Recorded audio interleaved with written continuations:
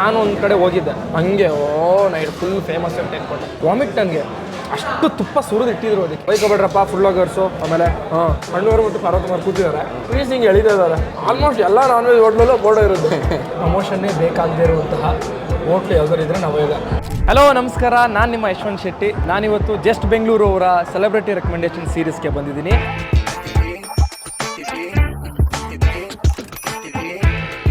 ಹೇಳಿ ಯಶವಂತ್ ಅವರೇ, ಎಲ್ಲಿ ಕರ್ಕೊಂಡು ಬಂದಿದ್ದೀರಾ? ಈ ಜಾಗದ ಬಗ್ಗೆ ತಿಳಿಸ್ಕೊಡಿ. ಇವತ್ತು ನಾವು ಮೆಜೆಸ್ಟಿಕ್ನಲ್ಲಿರುವ ನವಯೋಗ ಹೋಟ್ಲಿಗೆ ಬಂದಿದ್ದೀವಿ. ಓಕೆ. ಸೊ ನನಗೆ ಇಲ್ಲಿ ಒಂದು ಬಹಳ ಇಷ್ಟವಾದಂಥ ಆಹಾರ ಬಿರಿಯಾನಿ.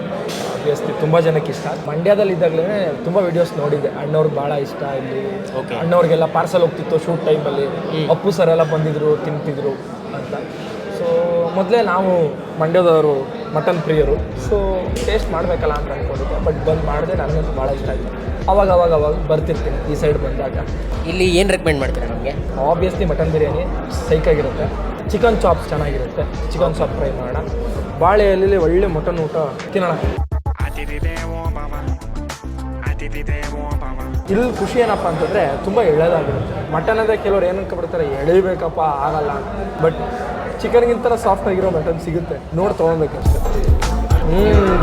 ಸೈಕ್ರಿ ತೊಗೊಳ್ಳಿ, ನೀವು ಶುರು ಮಾಡಿ. ಇಲ್ಲಿ ಇನ್ನೊಂದು ವಿಶೇಷ, ಚಿಕನ್ ಚಾಪ್ಸು ಸೈಕಾಗಿ ಇರುತ್ತೆ, ನಾಟಿ ಮಸಾಲ.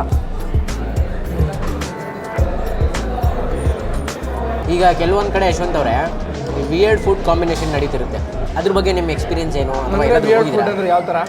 ಈ ಚಾಕ್ಲೇಟ್ ದೋಸೆ, ಬೀಟ್ರೋಟ್ ದೋಸೆ ಅಂತ ಏನೇನೋ, ಅಂದರೆ ಎಲ್ಲಾದರೂ ಹೋಗಿ ಟ್ರೈ ಮಾಡಿದ್ದೀರಾ? ಎಕ್ಸ್ಪೀರಿಯನ್ಸ್ ಏನದು? ನಾನು ಫಸ್ಟ್ ಆಫ್ ಆಲ್ ಅದು ನೋಡ್ತಾ ಇದ್ರೆ ಇಷ್ಟ ಆಗಲ್ಲ.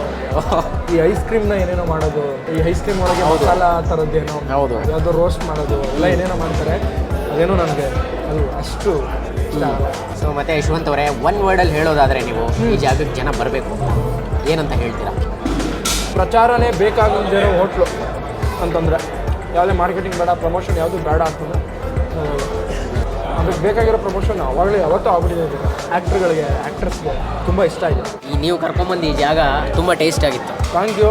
ಇನ್ನೊಂದಷ್ಟು ಜಾಗಗಳು ಎಕ್ಸ್ಪ್ಲೋರ್ ಮಾಡಬೇಕು. ಇನ್ನೊಂದು ಕಡೆ ಪ್ಯೂರ್ ಮಂಡ್ಯ ಸ್ಟೈಲಲ್ಲಿ ಮಾಡೋದಿದೆ, ಅಲ್ಲೂ ಹೋಗೋಣ. ಕರ್ಕೊಂಡು ಮುದ್ದೆ ಊಟ ಪದೇ ನನ್ನ ನೋಡಿ ಬೇಜಾರು ಆಗಬಾರ್ದು, ಸ್ವಲ್ಪ ಗ್ಯಾಪ್ ಕೊಡೋಣ, ಆಮೇಲೆ ಕರ್ಕೊಂಡು ಹೋಗ್ತೀನಿ.